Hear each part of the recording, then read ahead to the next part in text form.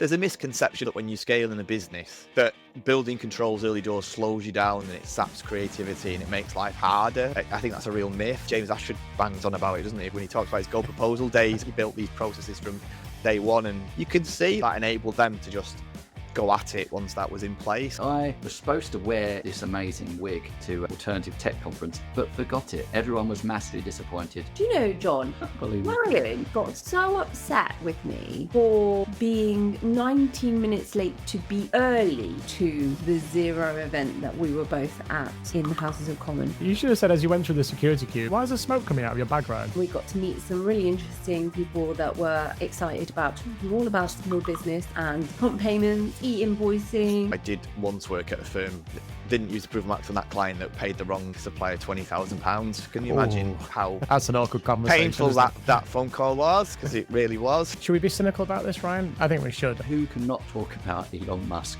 and the Department of something doggy? DOGE? What is it? DOGE. It's doggy, right? DOGE. Well, whoever you sound out the acronym, and it's a free world, we can do it however we want. The Department of Government Efficiency has been attacking the team that built the free tax filing software over in the US. On average, I think people spend 7 weeks planning a holiday. No time is spent on budgets and planning and numbers and forecasting. Hello and welcome to another episode of Digi-Tools in Accrual World, brought to you by the Digital Disruptors. Today we are delighted to be bringing you the latest in tech, accounting tech news, as well as hopefully covering some topics that you're really interested in learning a little bit more about that are prevalent in the fintech and accounting tech space. Today's episode has been brought to you by the series sponsor ApprovalMax, and in particular on this episode has been brought to you by Jenesys. Jenesys has launched Jackpod, which is an AI-powered bookkeeping solution, which we'll speak a little bit more about later on App News. Before I go any further, let's talk to our brilliant and wonderful co-host, one of whom seems to have sprouted a few hairs today on the episode. So if you're watching us on YouTube, you will delight in the fact that there's seems to be a new kid on the block, Ryan. New man about town. Stella's got a different groove today. Stella? Is that my name now? I've got hair. Well, look, I was supposed to wear, if you are watching this amazing wig, this barnet, to the alternative tech conference, but forgot it. Everyone was massively disappointed. There were boos and hisses. But I have now putting anyone that bothers to watch our podcast, not just listen to it, you can now see my amazing locks, and I think I look quite dashing. I think you look better. Cheers, thank you. I feel a bit bad saying that to you, but you really should. No, you look great. You shouldn't feel bad. You're giving him a compliment. Yeah, it suits him. It suits or fake hair. I can't do anything about it. There's something about you that looks more young. Her shoot. Yeah, just informative. Informative. Just make up a word. Her shoot. It means you look hairy. Oh, okay. I didn't actually know that. I've learned something. The thing is, it's like what we're saying really is like Ryan looks better in acrylic. Perhaps, yes. Or Ryan looks better in general when he's just stood next to me with his mouth closed and looking forward and just not able to offend. Do you know, John? Marion got so upset with me for being 19 minutes late to be early to the Xero event that we were both at in the Houses of Commons. Okay. 19 minutes late to be early. He was upset at me. Yeah, very, very upset. All out raging argument in the queue to get in to the Houses of Commons. Was this in the security queue? Yes. We had a blinding fallout for anyone that was stood next to us. And I said, you know what? Just don't speak to me for some time. I just need to queue. I just need to. That's why I got the wig, so she wouldn't recognise me if I was walking past. I like, you got to remember, right, Indy, that Ryan is like your mum and winds the clock forward like 10 minutes so you get out of bed early for school. Yeah. 2 hours early is not 10 minutes. 19 minutes. I was being generous. Yeah. You should have said as you went through the security queue, be like, why is there smoke coming out of your bag, Ryan? We did actually have we did make a pun like that early on and then decided that was probably a bad thing to do. No, we didn't. Ryan did. Ryan made a some sort of reference to an explosive device, and I said, "You shut up and not stand next to me when you speak like that. Just go." Yeah, maybe he was hoping to get lucky. We had a great time. We got to mingle with the good and the great in the House of the Common, didn't we, Ryan? We got to meet some really interesting people that were excited about talking all about small business and prompt payments, e-invoicing. Anyone else, Ryan? Yeah, I got to talk to some quite very interesting government officials about what they're looking to launch in the summer. So if you haven't caught the recent digital digest that John and I recorded at the Alternative Tech Conference, please do dive into that because we explain a little bit about what they're looking to do. And I think it's going to be very interesting. A bit more of a spin off over the quite terrible Help to Grow scheme that came out under the last governing body. Yeah, I mean, I'm looking forward to hearing more about this. As you say, Ron, we discussed it, and I think there is a great opportunity for government to do something to help assist small, medium-sized businesses to develop and grow. I was also talking to a gentleman that was involved in the prompt payments agenda, and he was talking about the recent consultation that he's launching to make sure that there is some movement on the prompt payments agenda that in the past seemed to have gone off the boil. Although he's saying that now they will be enforcing something that, or aiming to enforce something that says that small businesses all should be paid within 60 days as a cutoff. So I think 60 days is still quite long for a small business. But he said that was step one. And certain forms of payments or delayed payments, deferred payments, like in industries like the construction sector, will be done away with. So there's no way that you can do this type of deferred payment. They were seeking additional consultation on it. We did also speak, and I presented him with a few different exceptions that he should consider.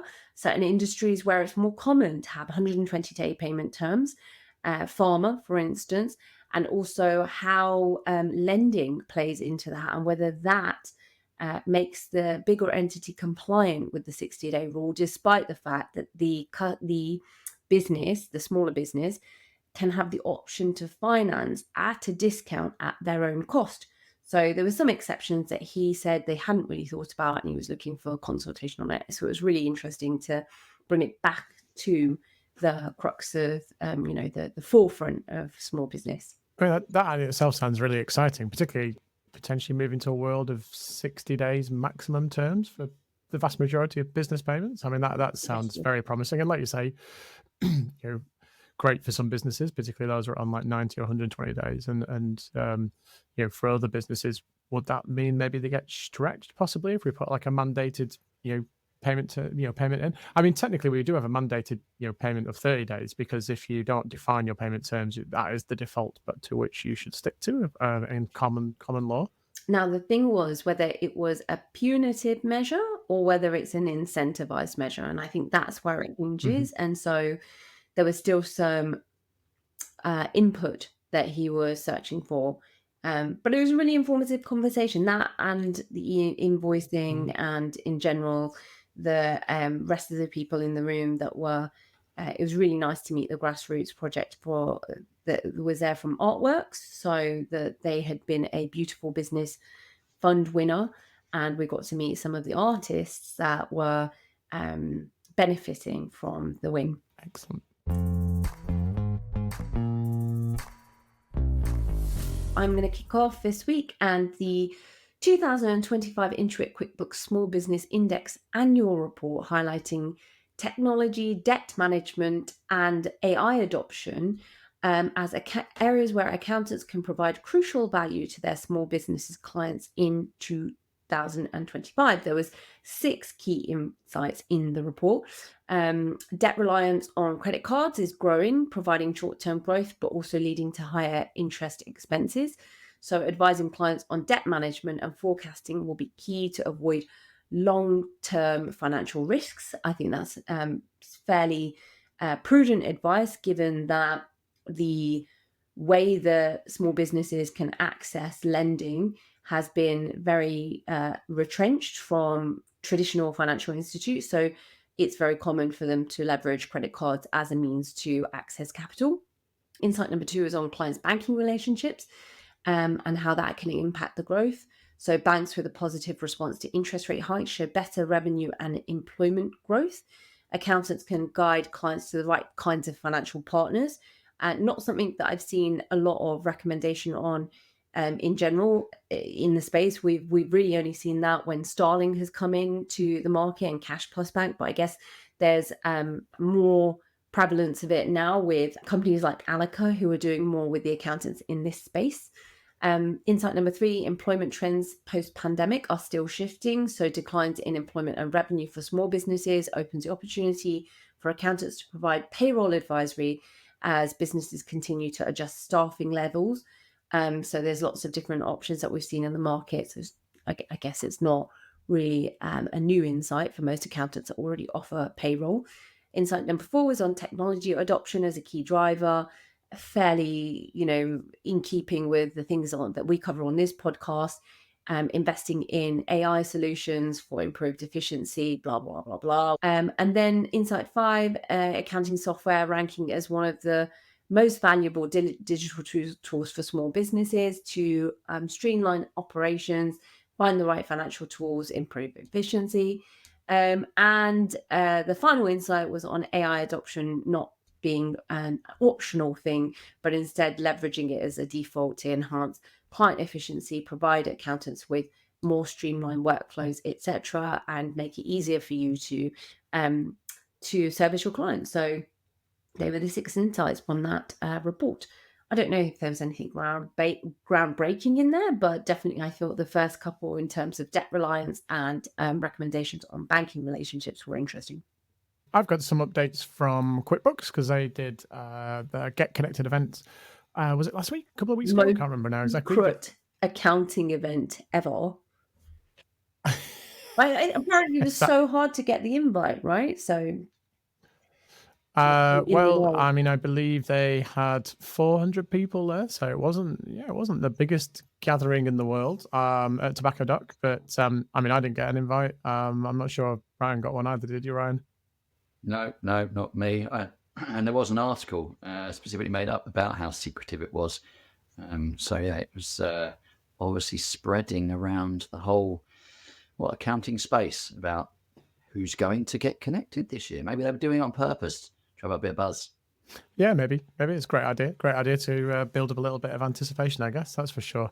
Anyway, there were 2 key things, I guess, announced at Get Connected. One of them, perhaps unsurprisingly, was all about making tax digital and with their progress with the income tax beta program. And then the other one was some more information about the rollout of Intuit Assist, which is an artificial intelligence platform.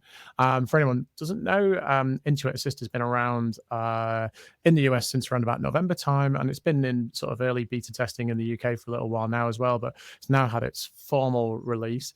And then again, the whole MTD stuff, as everyone knows, everyone's well into beta testing now if you signed up early for all of these products. And of course, QuickBooks offers its ledger and sole trader products for smaller clients, and then you could move up into the like standard packages, so simple, start, essentials, and advanced if needs be to be able to accommodate all of those needs. And they have, just as a kind of an aside to that, they have also added CIS reporting onto QuickBooks now as well, so you can kind of enhance and do that. So plenty of stuff going on. I think the beta testing regime is expected to carry on for another couple of months, and sort of there'll be a wider rollout of that testing in April 2025 as we kind of roll into the new tax year, and obviously more people want to be involved and things. But I guess the other interesting thing, as I said, which is the AI bit and Intuit Assist, was that there's talk about not just being something that you can kind of ask or interrogate QuickBooks and get some data out of, but more about the fact that they're wanting to move this agentic AI conversation and sort of concept, which ironically enough is something that I was talking about at the Alternative Events Conference last week, and whether or not this is potentially like a bit of an existential threat to accountants and bookkeepers. And just one of the things that they've given as a potential example of how this might help would be a workflow to help with onboarding new clients, which would be trained to understand what a firm needs from the process and then fetch the information from lots of places like Companies House, I'm assuming possibly AML software as well, and also picking up things like logos for your clients. And so you can pre-populate invoices and make sure that you can then sort of feed that back. And their concept is that it'll feed that back into a bit of a dashboard, so that either you as a business user or an accountant user could be able to check and just verify that the information being collected is correct. They've also proposed some other stuff around maybe being able to create or chase invoices, and some other bits and pieces around categorization, which I guess we kind of be seeing anyway in the bank feeds and the bank reconciliation process. But a whole bunch of exciting things from QuickBooks. And then the final little one was that they've released FRS 102 1A accounts into the product. So I guess that brings them back up to parity with the likes of Sage and Xero and Free Agent to a degree. So good to see that coming in. And I guess what we're kind of expecting now from all of these platforms is more of the same, more full 102, more charity accounting, and who knows what else will be demanded from the market. I've got something different from Nickel AI. No, hang on, not Nickel AI. I can't call him that, can I? Jenesys AI, run by Nickel AI. So if he isn't already branding himself as Nickel AI, Nikolai, you should. I mean, Jenesys has launched Jackpod, as I mentioned in the intro to this podcast, an AI-powered bookkeeping solution designed to streamline the often cumbersome task of data capture, invoicing, and reconciliation. So with Jackpod, the AI agent, Jack, automates routine tasks, categorizing transactions and handling data extraction from invoices and receipts, all while a team of human experts step in to tackle complex exceptions so they can ensure accuracy and efficiency, and I imagine to train the model as well. So for accountants and SMEs, the key benefits are that you can, again, eliminate the manual entry, reduce errors, automate or streamline the workflow from document uploading to ledger posting, which is ultimately a good time saver. A good integration seamlessly with tools like Xero to make it easier to upload and sync the data and improve client collaboration.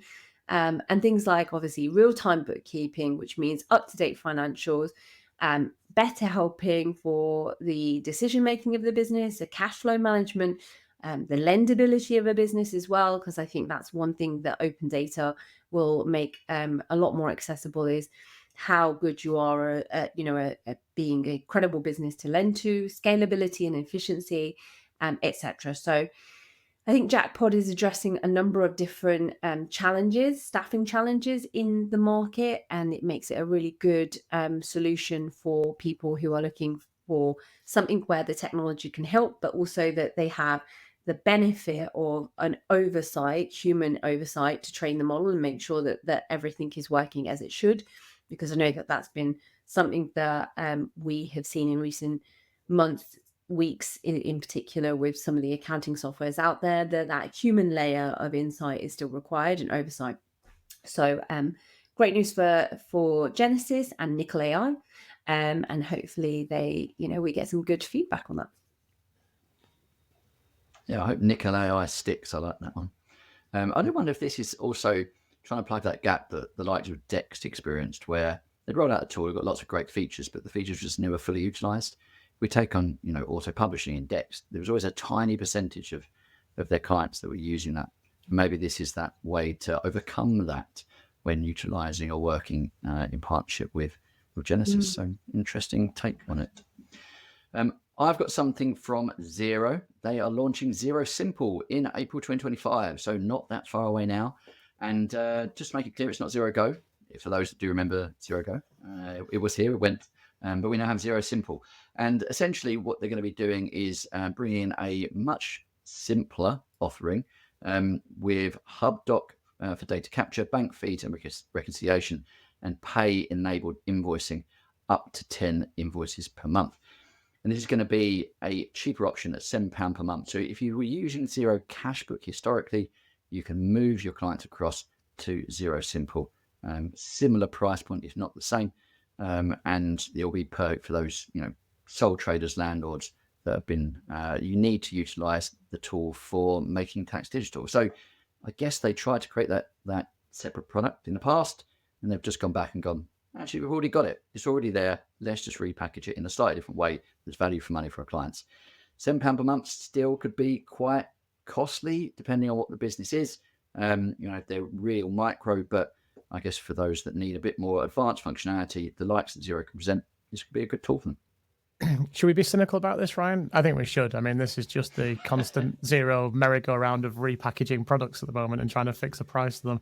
I mean, it's all a bit of a nonsense, really, isn't it? And we'll get there eventually. I'm sure they will. Either that, or people just give up and just carry on buying the standard products.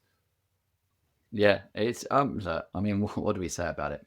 I think when Xero came out, we're like, why are you releasing this? You've already got stuff there that you could just use. And I think maybe over time they've realized that and just gone, well, just do another package. As long as you don't, remove things that are fundamentally needed, then it works effectively. And I think what's actually good in this release, unlike some of their packaging that caused some uproar in the industry, is that the fundamental tools you need for a simple business, such as bank feeds, such as the likes of HubDoc, are still there and can still be utilized. So I think that's a big plus in at least what they've done with this bundle. Yeah, I understand that. I mean, I still find it frustrating. The whole Xero bundling thing is annoying. They've got a core product, which is really great, which is their accounting stuff. Then they've got some naff products like HubDoc and Payroll, which no one really wants to buy. And then they make you buy it anyway by just bundling it up, which is a cynical move, to be perfectly honest, just to jack their prices up where, it doesn't help businesses and it's not convincing for customers. So, I mean, we'll get there in the end. It's a little bit like buying a BMW and then paying extra for indicators and stuff like that, really. Push. Oh. Well, you do say that, John, but since I've launched my business, I am using Xero Payroll now, so because it was in there.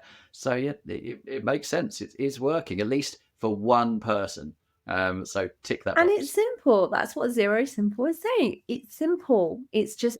And he would have used Payroll anyway. And that's the thing. And he probably would have paid less for adding Payroll in the first instance. I think when you're a company at the size and scale of Xero, that it is sometimes complex to convey what is the best offer for the smaller business. And I think that they're trying to do a good job of making it easier to signpost that. So I get it. It doesn't work for everyone, especially because they're trying to cover so many use cases.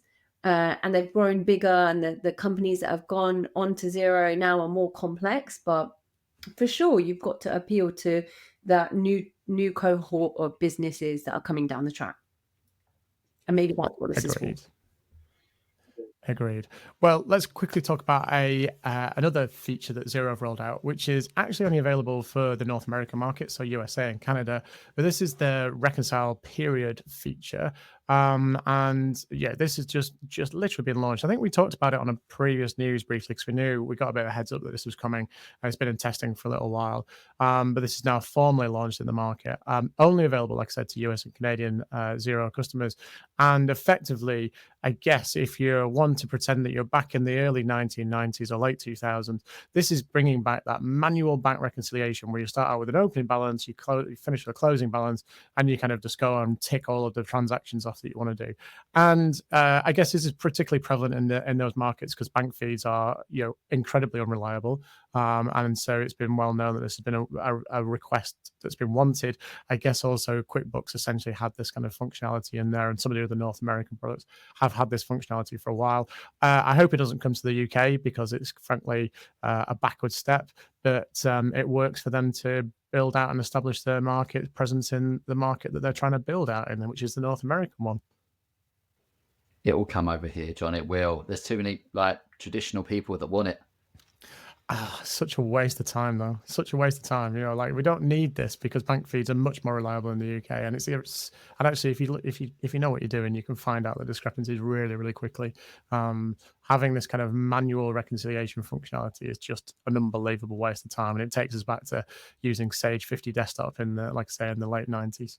So another one from Xero as well, something that is a little bit more of a cash in the back pocket moment. So earn some money with the new Xero referral program, which is a $200 commission for every eligible new paying subscriber you refer to Xero. I think it's only available through the developer center from looking at the link that you click through, but it's a chance to offer customers an exclusive Xero offer, which is 90% discount for 6 months. That's so confusing to say on a podcast. There's Xero offer and 90% minus. It's not 0%, it's 90% discount for 6 months, plus you earn $200 commission for every new sign up in Xero. Fairly a good way of acquiring. What do you think, guys? Something that gets the customers back in the door? Well, they've obviously got to hit some metrics, haven't they? Because they're throwing some money at some people to do it. And maybe they've learned from the whole QuickBooks debacle that not to throw it at the accountancy market, because we are cynical and we'll post it on social media. So instead, we get to pick it up and put it on a podcast. Yeah. And that's probably why it's not marketed to the accountancy market in the straight and open way that it could be. But like you said, accountants need to remain unbiased on so many levels. So that's why you'll never get the accountant really pushing it down the throat of the businesses in that way. But someone somewhere is making that referral. I do it all the time, to different businesses when I meet a tradesperson. Get some commission. Yeah, I know. Get paid some commission. I might do it. I mean, we do this in utilities, don't we, and banking and lots of other places. So there's no reason why they shouldn't make this a business offering. But as Ryan said, it's always a challenge for accountants, and there's definitely a bit of an ethical quandary there. So I'd rather it was this way than any other way. Definitely. And let's wrap up the Xero news this week with the February apps of the month, those that have come out onto the Xero App Store. And if you caught a prior podcast, I had outsourced this to John Toon, but I was really disappointed with how I've done it. So I pulled it back in, taking control again. So what do we have that was released in February? We had Installer Pro, which was a specialist platform for fire and security companies dealing with workflow compliance and billing. I'm focusing on the UK side here. We've got Monzo that have actually integrated directly in. This is mostly for their sole traders and limited company directors. If you're doing it in the Monzo cards or expense cards and spending limits, etc., you can pull that information through and back and forth between the two tools. You've got a global one called Cloudify, which appears to be an invoicing and quoting tool that sits between the CRMs like HubSpot and Pipedrive and then directly into Xero. You've got ones like Ecom Ledger, which have been out there, and I can't pronounce this, but I'm going to go with RevUp payments, so RVV up payments, which are for pulling in information for Apple Pay and Google Pay all into a brand new payment page. And you also got Appventry in the global scheme that's been released, which you've not seen Appventry. It's a way for you to assess your current app stack, work out weaknesses, and then find out or find providers that can help you improve that. And if you are an accounting firm as well, you can obviously then do that across your entire client base. So a tool that is gaining more traction, I believe, is going to be at pretty much every show this year. You'll see the pink and purple everywhere. One little last bit of news for me, and this deserves like a massive round of applause or some sort of rave cheering kind of thing, because I think possibly my most favorite product person in the tech world at the moment, Stephen Edgington, published on LinkedIn the other day to say that Dext now offers single sign-on integration with Microsoft Entra ID and Okta, which for anyone that doesn't know, this is, if you work in a tech business serving the accounting market, this is now table stakes for anyone that wants to provide really, really simple compliance, user management, and control, so that people like me who work for organizations with more than a few hundred users, we want to be able to make sure that our staff are in their client data only when they should be and not when they shouldn't be, and also make it really, really easy to manage so that when we onboard them and offboard them, we don't have to faff about. So hopefully people like Xero, people like QuickBooks, everyone else is listening to this, because I've been banging on about this for so long, and it's really nice to see that Dext have rolled this out pretty quickly, and just shows that if you've got any interest in security, then you'll take this seriously. I love what makes you passionate, John. Single sign-on, it's probably the most you could talk about on anything. You're so excited. All right, well, I've got something a little bit different. It's from across the pond, and who can not talk about Elon Musk and the Department of something, DOGE, where or DOGE? What is it? Doge. Department of... I mean, seriously, DOGE. Doggy, where are you? It's DOGE, right? On my brain, jeez, Doge. You have to give a little pat on the head when he's done a good job. Yeah, well, whatever. Give that man a bone, Ryan. Whoever you sound out the acronym, and it's a free world. We can do it however we want. The Department of Government Efficiency has been attacking the team that built the free tax filings software over in the US. Now, we've talked about this many times on the pod. The fact you've got issues over in the US with the likes of Intuit pushing a paid-for service and hiding or I guess tucking away their complementary tool. And although the government has a complementary tool and you can utilize, it's nowhere near as effective as the one in the UK. So most people do not use it. Well, the team that built it are no more. Musk has got rid of that, and although the website is still up and running, we do not know what's going to happen. I don't think we're going to see the likes of that over in the UK, but I just found it interesting that they build a free tool. Now, who's going to support it? The team's gone.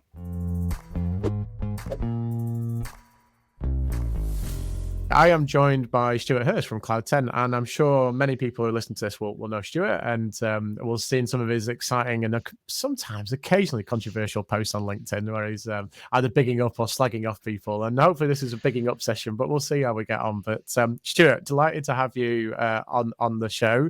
And we're going to be digging into ApprovalMax, which I know is one of your most favorite products out there on the market. Right. So maybe you could just give us a little bit of background just for anyone who doesn't know you, and shame on them if they don't know you. Yes, Cloud 10 accounting kind of started the 1st of April last year, so we're almost a year in. Going after that dinosaur accountant, that once-a-year accountant, which I'm quite well known for, often in jest, but sometimes, pushing that a little bit. But we want to help clients on a regular basis, and we scaled quite quickly. There's 6, soon to be 7 of us, and in 10 months and over £500,000 of turnover. So it's been quite quick it's just been fascinating, really, the speed of growth and the number of referrals that have been coming in. But you know the scene, the champion of technology and all things like that, and all things change. And I probably push things too much sometimes in terms of technology and trying to change things and drive the team absolutely bonkers, which led to working with ApprovalMax, to be honest. So I'm head of accounting at ApprovalMax as well, which is one of my probably like god tier apps in terms of structure and working on systems. So I got involved with that probably about 18 months ago in that frame as well, of working on the scene with that, as well as advising a ton of other accountants and bookkeepers. And you mentioned the role that you've got at ApprovalMax, and maybe for anyone who's not sure what that entails, maybe you could just let us know a little bit more about this exciting role and what you're trying to do in terms of representing them from an accounting point of view. Yeah, so I think ApprovalMax is just, I say it's God tier. Like in terms of what I do, so I do a few things really. One is help promote the product and push it out to a variety of businesses and indeed accountants and bookkeepers that are looking for something that can bring some control to the party. But also then behind the scenes, I do some of the first wave testing or feedback on certain new products, and there's some new things coming, and it's amazing how, in my head, it's all straightforward, but there'll be some random, what if this 1 in 10,000 thing happens, and would that break it? And having to really go into that detail of, what do you want this to look like? And it's fascinating from that side, because you've got this technical thing of it needs to work, and then this user experience of does it look okay? And I just give my 2 pence on what I think of it. And I'm not afraid to say that's brilliant or that's naff. Let's get into ApprovalMax a little bit more detail. I mean, obviously, I guess for many people that will be familiar with the product, they'll be really familiar with the approval side, and it's in the name, right? But can you sort of dig into that and explore that a little bit more for me? Because there is an incredible amount of complexity there. There's all sorts of different types of approvals that you can go through in terms of different workflows, and obviously the key integrations with the likes of Xero, QuickBooks. But then that's been expanded out as well in recent years into a much broader breadth of products. Yeah, absolutely. And at its core, like you say, it's approving a purchase order, matching to a purchase invoice and pushing it through to the system at its very basic level. But the ability to different levels of approvals with different people, with different values and different departments, different tracking categories, for example, if you're using Xero, makes it really nice, a nice bolt-on. Just for actual visibility as well, for someone to sit on top and see are things working properly and controls wise. But then beyond that, just budgets that can go in there are really useful. So the thing that drives me bonkers with clients is kind of like, where do you want to get to? Oh, I want to do something, or I'm not sure, or I've got this rough idea. But like I always say, if you go into an airport on holiday with your family, you wouldn't say to them, let's all randomly go to the airport on 1 week. We won't tell each other. We won't tell each other where we're going. We won't tell each other what the budget is. And we'll pray to God that we all get to the same place, have a great time and do it. So why don't we plan, on average, I think people spend 7 weeks planning a holiday. No time is spent on budgets and planning and numbers and forecasting. So for me, it's weird that ApprovalMax is in many ways almost, though it's not directly a cash flow budgeting tool, it kind of can help force that issue, and it's the gateway drug, so to speak, into that realm of forecasting and budgeting. So it's a great way of building controls and then going, well, this would be even sweeter because you can put budgets in here and then we can flag, are we on target, off target at source, instead of kind of waiting until 6 months later and hoping for the best. So the budgeting tool in it and the little color coding for like, are we on track or over is tiny, but in the minds of business owners, I just think that has a real impact in control. Yeah. And then just from the accounting side, particularly on larger firms, when I worked at UHY, one of the biggest banes was a trainee that didn't really know a massive amount about the world of debit and credits and adjusting things, messing live with somebody's Xero and putting a journal in and going, it's the wrong way around, or it's the wrong date, and then you'd see all that corrections and it was like, when do we change it? What's the approval process? And ApprovalMax has got a really underutilized journal approval process that we can pop in there as well. So for people that don't want to touch source, Xeros or QuickBooks, do the journal in there, get it reviewed, and then push it through. And that's again, from a certainly audit and control perspective, a nice way of controlling, particularly if you've got a lot of trainees in your firm going wild in the aisles on people's online numbers. We deal with quite a lot of not-for-profit clients, and they love ApprovalMax, but they also love a good journal, right? And they really love to have a journal approval process in place. And I mean, there's other opportunities, isn't there, around approvals? Increasingly now. I mean, there's approvals around creating contacts in Xero, which again is probably an underutilized feature, and I don't know if you've got any thoughts on that, and also on sales as well, which again is another probably underutilized one in terms of the opportunity, and about being able to control who is sitting in what product and where as well.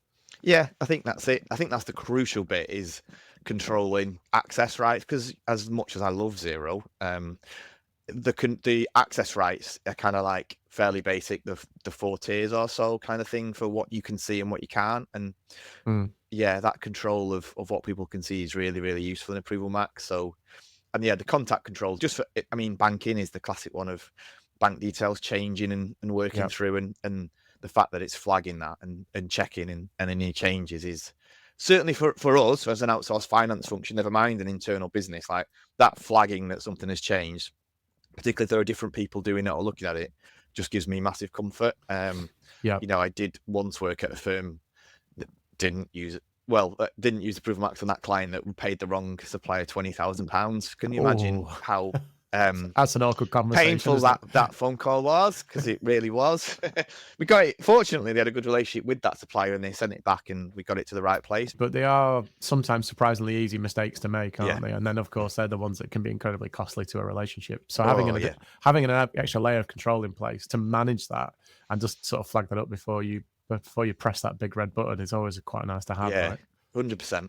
And I think there's a misconception almost that when you scale in a business, whether it's an accountancy practice or a general business industry, that building controls early doors slows you down and it saps creativity and it makes life harder. And I think that's a real myth, that actually you build the foundations right from day one and the control process. And yeah, you might go a little bit slower at the start in terms of that round one, but processes, I mean, James Ashford bangs on about it, doesn't he, when he talks about his Go proposal days, and now he's reflecting on that of like he built these processes from day one and they were machine-like, and you can see like that enabled them to just go at it once that was in place. And I think it's the same around like financial controls and general processes, that baking these little bad boys in as soon as you can, as opposed to getting to 5, 10, 20 people and then looking back going, actually. Well, it just gives you that reassurance, doesn't it? And that's the key thing. Just pivoting away from the approvals, then, I mean, ApprovalMax have brought in OCR technology, so they've brought in the ability to do invoice extraction now as well, and slowly moving towards payments a little bit as well. Probably not being used at scale like some of the other things that are out there in the market, but was always felt like it was going to be the next natural step for them in terms of going through that end-to-end process. Yeah, absolutely. And like you say, it's still early days and probably an underutilized feature or a new thing that's still getting out there. But the OCR stuff, it's nothing new or groundbreaking, but it's a great little feature. Like you say, common sense in terms of where it went, because it is quite a crowded market, I would say, at the moment in that realm. It's hard. I work with a lot of apps and a lot of different things in pies, but you can get, certainly for some clients, death by number of apps. Like we literally, some of them have got 15, 20 different logins to different apps, which is great to be all on there and tech savvy, but it is quite nice to have that kind of one to rule them all almost in this area, and one safe place, one way of working, and it's systemized. And just quickly, I mean, I'm just conscious of time, and before we wrap up, I mean, what's sort of the top 3 tips that you could give for someone maybe who's either new to ApprovalMax, or maybe has been using it for a while, but maybe has forgotten about some of the features or functionalities that should be looking out for, like the go-to basics for making sure you get a really good implementation?